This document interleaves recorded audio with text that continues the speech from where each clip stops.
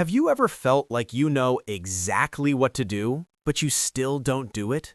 You set goals, you make plans, and somehow you are the one standing in your own way. The truth is painful, but powerful.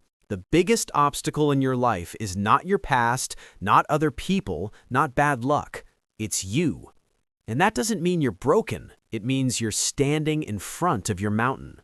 Today, we're breaking down The Mountain is You, a book that explains why you self-sabotage and how to finally turn self-destruction into self-mastery.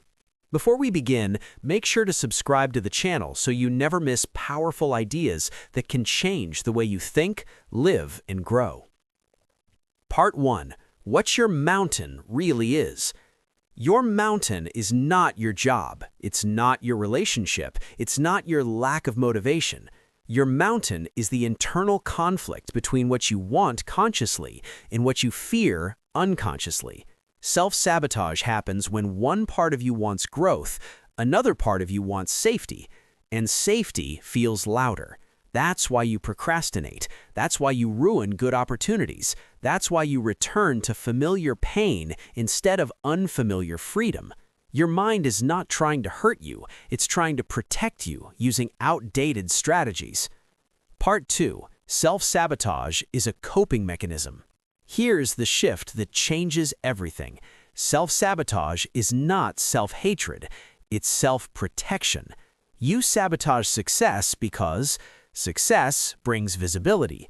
Visibility brings judgment. Judgment feels dangerous. You sabotage relationships because love requires vulnerability.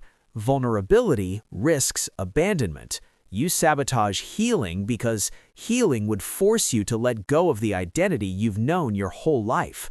Your behaviors are not random. They are solutions your subconscious created when you didn't have better tools. But what once kept you safe is now keeping you stuck. Part 3. Why you fear what you want. Human beings are not wired for happiness. We are wired for familiarity.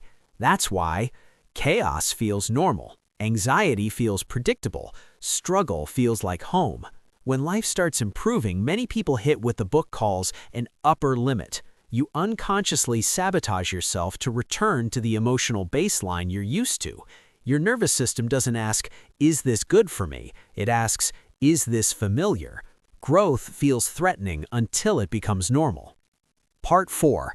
The role of beliefs and identity. You don't live according to your potential. You live according to your self-image. If you believe, "I'm an anxious person," people like me don't succeed. Money changes people. Love never lasts. Your behavior will always prove those beliefs right, not because they're true, but because your brain looks for confirmation, not truth. Self-sabotage is often your identity trying to survive change. To climb your mountain, you must be willing to outgrow the person you used to be. Part 5. Rock bottom is not failure.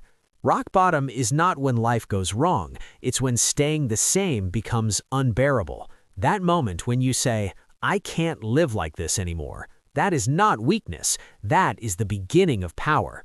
Change only happens when the pain of staying the same becomes greater than the fear of change.